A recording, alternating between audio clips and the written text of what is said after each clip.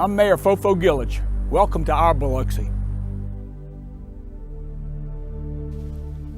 The word Biloxi means first people in Native American language. The city that bears the Native American moniker certainly lives up to a people striving to be foremost. The territory of Mississippi experienced 3 waves of European exploration and colonization in its early history. Beginning with the Spanish and Hernando de Soto's trek across the region in the 1540s, the coastal Mississippi that would become Biloxi did not experience permanent European settlement until 1699, when French explorers sailing for King Louis XIV landed on an island in the Mississippi Sound. Pierre Le Moyne Sieur d'Iberville and his brother Jean-Baptiste Le Moyne de Bienville, who were seeking the mouth of the Mississippi River, named it Ship Island. It had a natural deep-water harbor that their ships easily anchored in.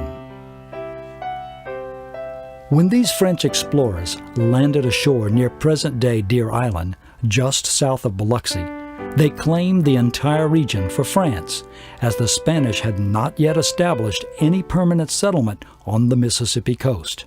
The French built Fort Maurepas just across from Biloxi in present-day Ocean Springs to secure their holding, a region where Native Americans such as the Biloxi and Choctaw lived or engaged in trade of the plentiful marine resources. These Europeans secured the Gulf Coast by establishing Biloxi as the first capital of this territory in 1699. Later, the French capital would shift eastward to Mobile in 1702, then finally westward to New Orleans in 1718. The Mississippi Territory became an official part of the new United States in 1798, after a brief revolt of coastal citizens under the Republic of West Florida. Mississippi became a state on December 10, 1817, becoming the 20th state of the new country. On the Mississippi Gulf Coast, a rich ethnic blending created a unique culture different from the planter hegemony that had begun to dominate the hinterland and Mississippi River regions of the state. On the coast and in Biloxi, Spanish, French, English, Irish, African, and Native American peoples exchanged goods through a growing shipbuilding industry. One economic endeavor that early defined Biloxi was the tourist trade that resulted in its growth, so much so that officials chartered the city in 1838. As early as the 1840s, the Magnolia Hotel welcomed visitors mostly from New Orleans. The city became a destination of people fleeing the heat of that city and the yellow fever pestilence that threatened the health of the entire Southland. Biloxi was known for its salubrious climate and hospitality services. Many summer homes appeared on the Mississippi Sound shoreline as people spent their summers taking in the Gulf breezes, enjoying fresh seafood and the social events of the coast. With a new lighthouse in 1848 guiding ships to Biloxi, the city grew. In April 1861, the American Civil War opened with a volley of cannon shot from the Confederate States of America on Fort Sumter, South Carolina. The Mississippi coast became embroiled in the 4-year conflict, first because the United States government instituted a naval blockade of all coastal regions of the South, and secondly because Ship Island again became an important harbor. The Union forces planned to launch attacks against Pascagoula, Pass Christian, Biloxi, and ultimately New Orleans from its forces stationed at Ship Island. When the American Civil War ended in 1865, the Mississippi coast and Biloxi did not have the physical damage that other areas of the state endured. The tourist trade recovered quickly as Southerners sought normalcy. The Lewis and Nashville Railroad connected New Orleans and Mobile with Biloxi in 1872. Biloxi again capitalized on its maritime and tourist trade. Biloxi entrepreneurs Lazaro Lopez, William K.M. Ducate, James Maycock, William Garnflow, and F.W. Elmer created the first seafood processing factory in Biloxi in 1881, capitalizing on the abundant oyster beds and shrimp in the Mississippi Sound. Beautiful white-winged Biloxi schooners harvested the bountiful seafood of the Sound. The Biloxi schooner became synonymous with success. Several waves of laborers joined the local citizens in harvesting seafood as the industry expanded to meet the demand for succulent oysters and shrimp. Bohemians or Polish workers from Baltimore, Maryland, familiar with the oyster industry, first manned the labor lines, with Louisiana Cajuns and Croatians soon following. Biloxi African-American workers often worked side by side with the other pickers and shuckers, but in some factories they worked on separate lines because of racial prejudices of the times. By the early 1900s, Biloxi was known as the seafood capital of the world. Through the decades, the industry ebbed and flowed with the economy. By the 1970s, Vietnamese immigrants arrived in Biloxi from their war-torn land. Working in the seafood factories and building boats, the Vietnamese became a part of the cultural fabric of the city. Today, many events highlight all of the immigrants' contributions to Biloxi venues, food, and entertainment. A visitor can enjoy good Cajun gumbo, witness a Vietnamese New Year celebration, eat pucheradas, or fried plantains with cream, or attend a fado dough, all part of the rich offerings of Biloxi. As the seafood industry developed throughout the 20th century, so did the shipbuilding aspect of the seafood trade. Biloxi schooners once graced the waters, while family names such as Kovacevic, Ross, and Fountain became famous with the art of boat building. As technology overcame sail power, Biloxi luggers with their low riding profile and gasoline engines soon replaced the schooner. Along with new technologies in shipbuilding, Biloxi also witnessed the growth of Keesler Air Force Base in early 1941. On donated land from the city, the United States Army created a technical training school named after Second Lieutenant Samuel R. Keesler, Jr., a Mississippian killed in World War I. This facility has grown into one of the largest training bases in the United States, particularly in its state-of-the-art medical facilities. It also is home to the Hurricane Hunters, a squadron that flies into the storms to gauge strength and development. In 1992, dockside gambling became legal in Biloxi. Gambling was historically a part of the coastal history, as the Isle Capri in the early 20th century symbolized. In the 1990s, gambling establishments first located on small paddle-wheel riverboat-type watercraft, but today the industry displays modern, multi-storied buildings with all of the amenities. As a result of the gambling industry, Biloxi has experienced a renaissance of development. Even after Hurricane Katrina struck the Mississippi coast in 2005 and destroyed much of the gambling establishments, progress has been phenomenal. The Biloxi Public School District has invested $80 million in new schools and upgrades in the past 15 years. The Washington Post highlighted the outstanding curriculum offered by the school district when it declared that Biloxi High School was a top school in preparing students for college. The rebuilding effort after Hurricane Katrina also witnessed the construction of a new Biloxi Visitor Center, the MGM Stadium where the Biloxi Shuckers play baseball along with collegiate teams, a new Biloxi Public Library, and numerous hotels welcoming guests to Biloxi. Historic preservation continues to be important as developers renovated the White House Hotel, once an establishment that welcomed visitors in the early 20th century, into a modern destination point. 6 million visitors come to Biloxi annually since Hurricane Katrina to partake of its amenities. Along Highway 90, new seafood restaurants serve local seafood and highlight the cuisine of the coast. As the 21st century unfolds, Biloxi is primed for further development while retaining its rich history and cultural attractions. Shrimp boats bring in their catch, just as they did over 100 years ago. The blessing of the fleet still occurs every June, and po' boys are still recognized as one of the favorite foods of the city.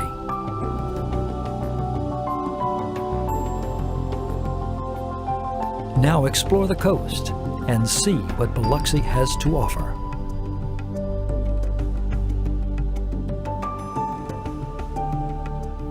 This program is made possible in part by the Mississippi Humanities Council through grants from the Mississippi Development Authority and the National Endowment for the Humanities. Additional funding was provided by the Biloxi Chamber of Commerce, a division of the Mississippi Gulf Coast Chamber of Commerce.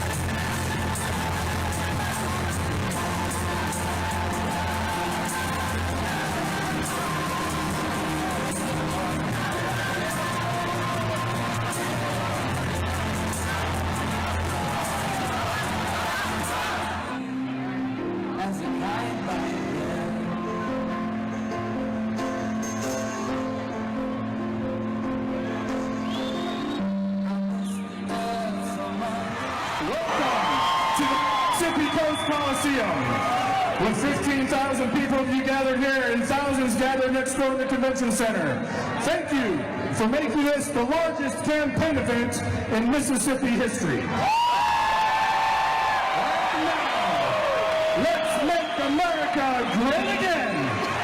Please welcome the next President of the United States, Mr. Donald J. Trump.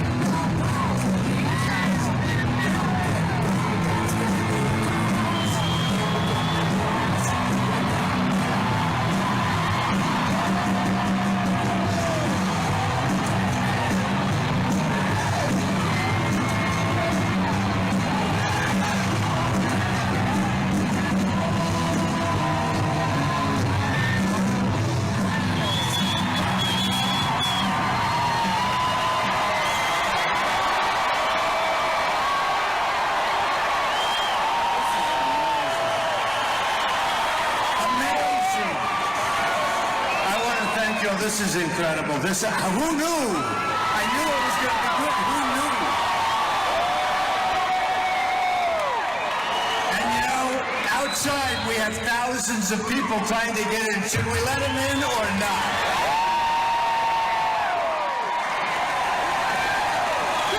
Wow, this is incredible. Thank you all very much. We are going to take... Look at the guy in the middle. Why aren't you turning that camera? Why aren't you turning that camera?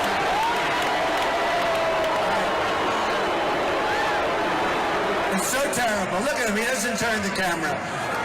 He doesn't turn the camera. It's a disgusting, I'll tell you, it's disgusting. The only time they turn the camera is if we have a heckler. I like hecklers, because the only time these guys turn the cameras, and then you see how many people are here. I tell you, I go...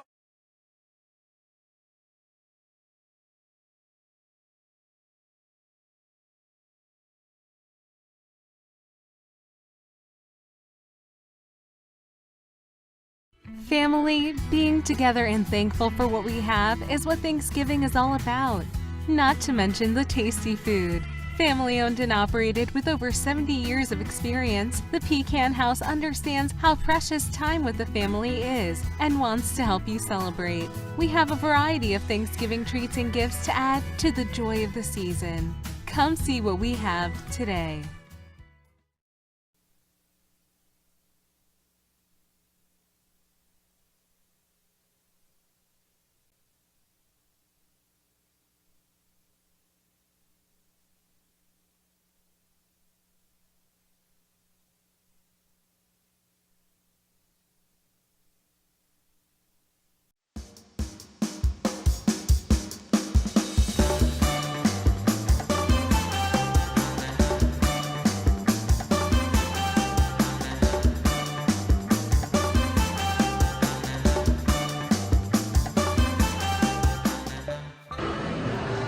Today we're going to gamble at all casinos in Biloxi. Oh, let's go.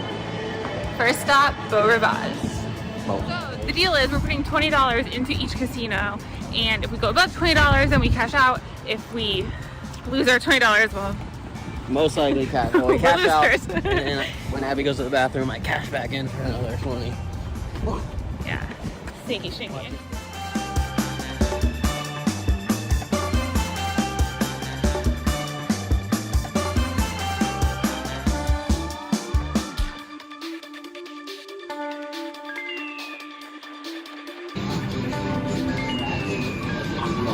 Kitty Casino? Oh, did my girl say we're doing that Biloxi Casino tour? No, Biloxi Arcade tour. For the kids. Kid friendly. For the kids. And max bet one time Vegas.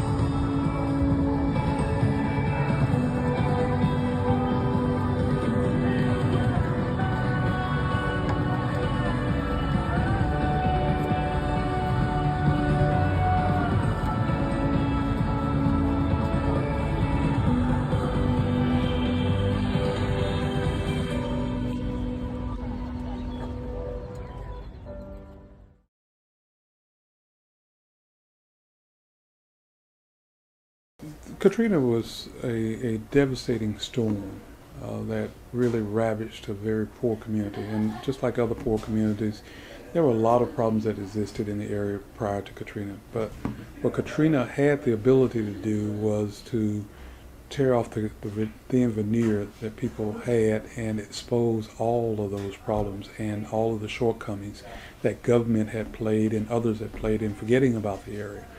So what we were, in addition to just destroying all of the homes, it also destroyed a lot of the very fragile infrastructure in terms of business, in terms of neighborhood organizations who were trying to do some good prior to the storm, with very limited success. It really just put immense strains on it. But what we were able to do was simply go into these neighborhoods that were still standing, quickly as possible, gut them out, and then start a rebuilding process. Once that happened, it gave the people who were trying to figure out, should I even, is anything going to happen? All of them, the answers that says, yes, you should rebuild. Yes, something is going to happen. Yes, the neighborhood is going to come back. And yes, you can control it. And by the way, If we build enough of these, it stops that kind of gentrification from taking place. It's a strange place because it's a very low-income neighborhood, but it's also ringed by casinos, and so people are wondering, well, how is that going to affect the rebuilding process, and how much is the place going to be turned into a giant golf course? And you have a rebuilding process that seems to, that really threatens to be very casino-oriented, very much like, well, here's a place that, like, once you get rid of all the poor people, maybe you can start building high-rise condos and golf courses, and it'd be like just a nice place to like attract tourism. The issue of regentrification after the storm, people were really afraid that the casinos and the condos were going to come in, and that was actually, if you read a number of the plans, that was the plan. Because you get these people from who knows where saying, well, why are you building? Why are you rebuilding? Because I live here. It's my home. This is where I work, And it's just, I don't know. I've had a lot of negative people after the storm trying to buy my land. I said, for what? What do you need it for? I mean, I had to put signs literally in my yard, not for sale. This is a corner lot. They were trying to buy the whole lot, the whole lot at one time. I was just laughing at them. But somebody from California wants to come build these big apartment buildings, and I'm like, no, I'm here. Got $1 million, I'll think about it. I don't see cash in hand. You ain't getting nothing from me. But I wouldn't. That money ain't taking me to all spends. So there were planning processes that were very top down. The governor had a process. The city had a process. So that's where like Duane came in and yada yada and the charrettes and they really just paid lip service to the idea of there being community input. This is in my opinion. That's the biggest, from what I've ever experienced, is sort of the biggest failure of outsiders coming in and working in a place they're not from. If they don't involve the community, if they're not really doing it that way, it becomes top down. It becomes a top down solution, and whether if it's the best thing since sliced bread, like everybody claims their ideas are, or not, it fails. It fails inevitably. And it happens a lot just down the road from here. With that as the context, the Coordination Center, again, who are at this point really organizing volunteers and getting outreach work done to draw people in here, to let them know that here is a place where you can get assistance. Here's a place where we can let you know really what's happening. It was a really important place for information dissemination. And it was also where you would come and say, like, I need this and this and this and this. My roof blew off. My house is destroyed. Can you get someone to come look at my house? And again, that's where all that work was happening. Like this became the nexus between the community at large and all the volunteers and all the service agencies, and eventually, the center's own staff and the center's own programs when it started getting funded. good morning. Good morning. We've been down playing forever. Listen, this is Thanksgiving morning right here at the Beau Rivage. We're trying to make it happen. We might just win this beautiful white BMW. It is really pretty. And if we do, we're gonna do the naked cowboy around the lobby and then jump in and drive it right to Vegas. But right now we're gonna go get something to eat, maybe some beignets. We'll let you know as we do it. Let's get it happen.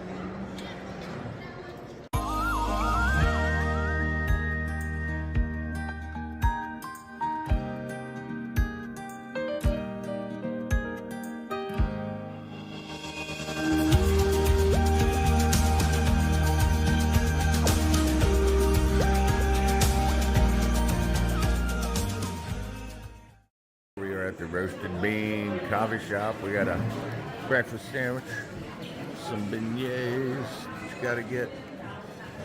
We'll show it to you when it comes out. What's the outside situation? It's beautiful. Maybe 60 degrees.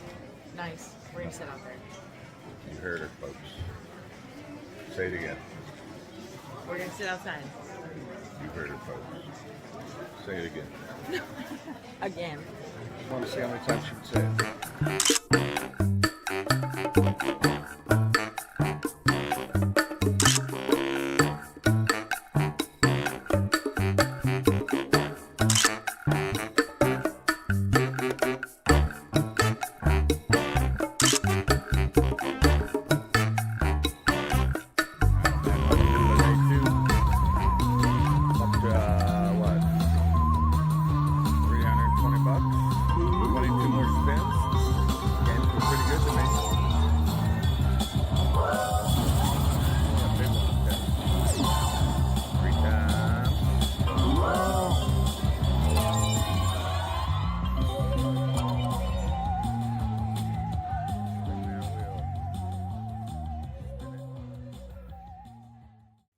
StormVids.com cameras capturing opening day at the Biloxi Bay Buffet in the Boomtown Casino, Biloxi, Mississippi.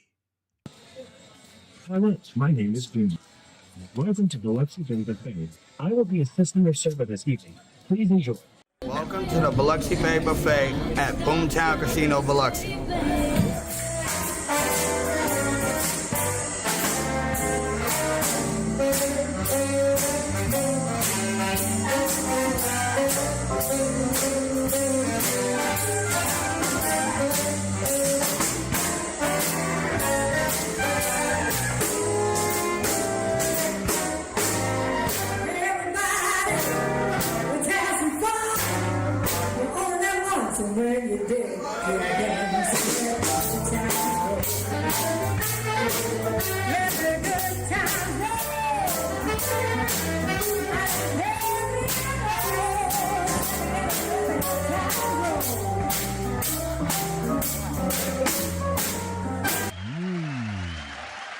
Oh yeah.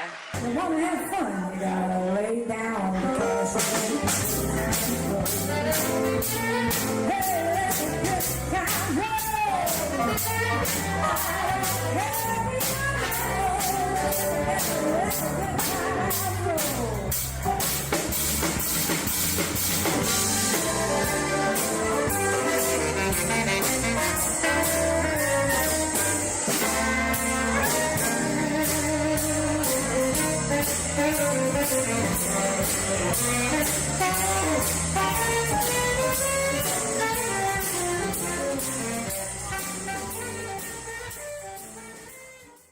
Coastal Mississippi, or the Mississippi Gulf Coast, has over a dozen casinos, and in today's adventure I will visit 3 of the most popular ones, and I will visit the #1 rated buffet in the region at the Palace Casino. Follow along and let's get this adventure started. Welcome to Travel Adventures with Eric B. I'm Eric B. If you're new here, I offer travel advice. I'm a solo traveler and I do vlogs to help you travel better and more efficiently. What's up, YouTube, and welcome to Travel Adventures with Eric B. I'm Eric B. and today I'm here in Biloxi, Mississippi.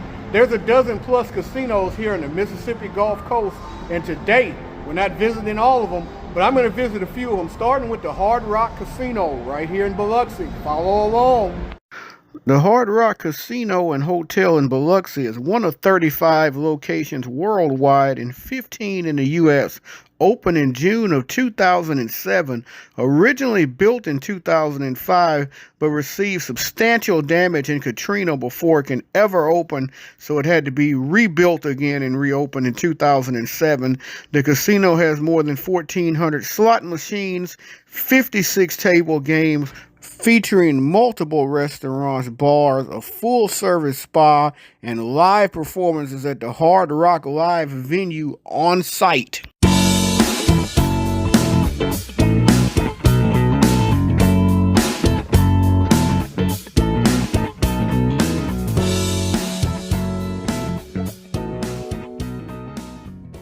Casino number 2 here is the Golden Nugget. The Golden Nugget Casino in Biloxi originally opened in August of 1992 under the name the Isle of Capri, where it was the first dock-sided casino in the state of Mississippi, and it serviced the city and the area under that name until Hurricane Katrina came and shut it down, in which the property ended up being bought and rebranded into the Golden Nugget in the year 2012. The casino currently has over 1,200 slot machines, a full-service spa and bar featuring a swim-up pool. Also has many restaurants including Morton's Steakhouse, Lily's Asian Cuisine, and Bubba Gump Shrimp.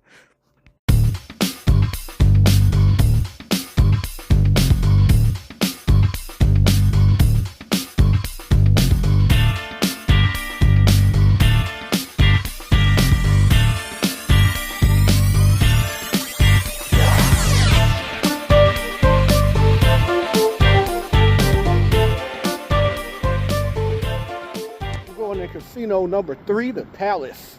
Gonna have some of the buffet in here. The Palace Casino is one of, if the only, non-smoking casino out here on the Gulf Coast. So if you're looking for a Mississippi Gulf Coast area, looking for a casino that's non-smoking, this is your one. The Palace Casino is one of the older casinos, opened back in 1997. It is the only smoke-free hotel in the state of Mississippi, casino hotel. 750 slot machines, 26 table games, also a high roller area featuring Mignon Steakhouse and seafood. Of course, the Palace Buffet, which I'm going to try here. You also have a full-service spa, fitness center, and even a golf course here.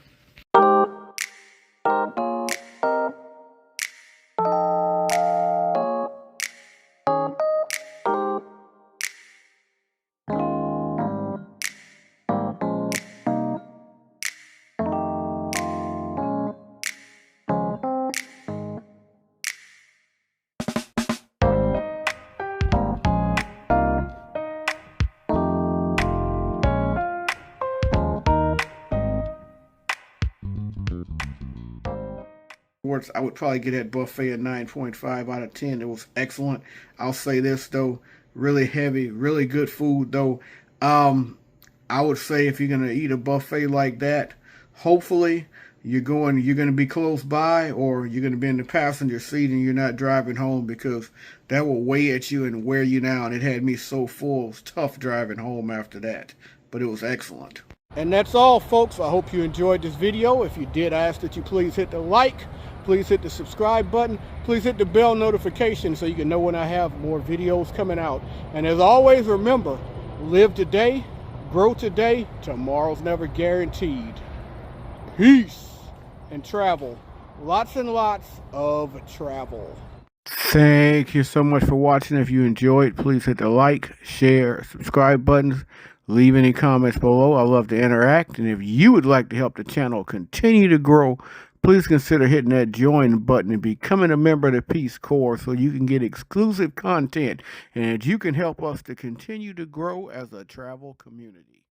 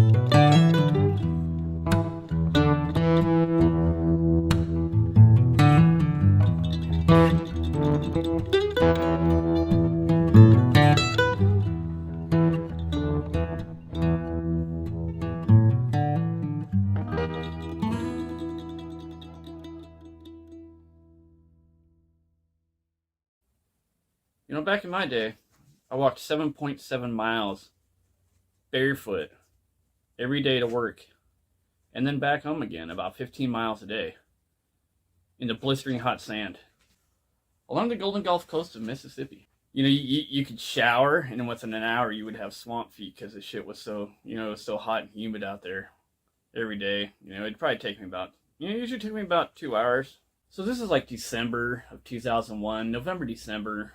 Me and my buddy Luke, we just got settled in down in Mississippi in our little trailer park down on Gulf Avenue. You know, we're there for a couple weeks. You know, we try to going down to the fucking down by the casinos. You go down there and you get on boats and you go out and fucking do oyster shucking and shit like that. You know, like daily labor. We'd always show up and, you know, we never got fucking picked to go out on those boats, but you know, eventually we were fucking cruising around the beach and down towards Biloxi, which is about 7 miles from where we lived on Gulf Avenue, and a little hiring sign in a KFC down there. You know, so I picked up an application. You know, I just desperate for a fucking job. You know, I want to get my shit together. We had, you know, Minnesota was behind us. Fucking Estacada and fucking Oregon was way behind me. You know, and, you know, I was on a mission to get my shit together. It's got to be raining for that shit to happen over there. So it was kind of different for me. So that's one of the, you know, first kind of cool things that made me really made me realize, you know, I wasn't at home anymore, Dorothy. You know what I mean? So like the first mile of the walk, you know, is through this little hood called I believe it's called Magnolia Grove, is what they call it there.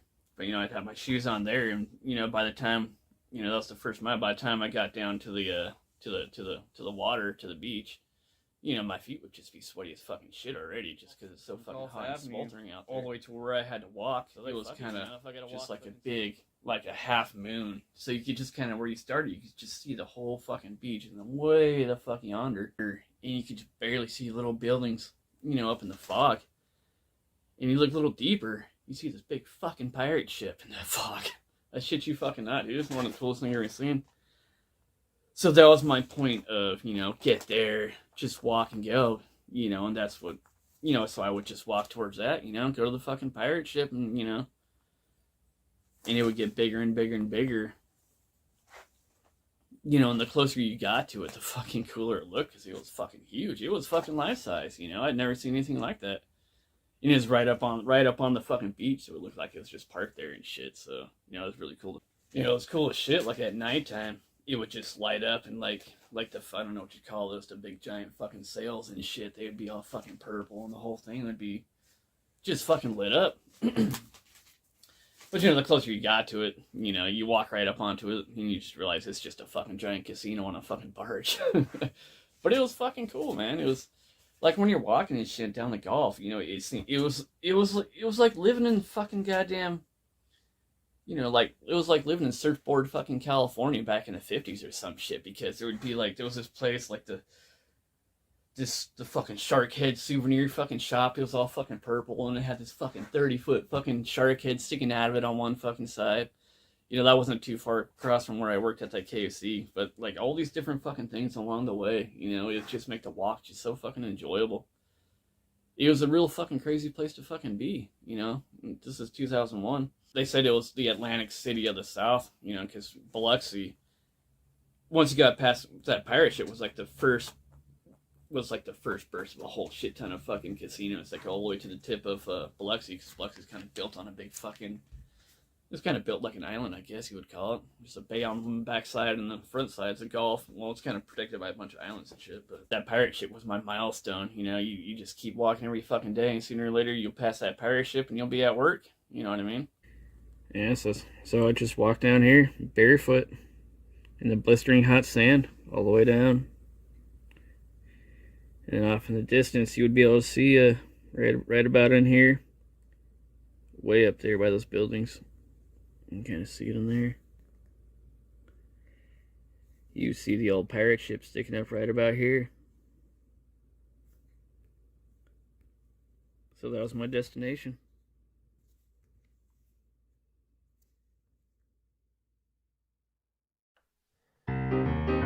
Biloxi, Mississippi, oh yeah, such a great community.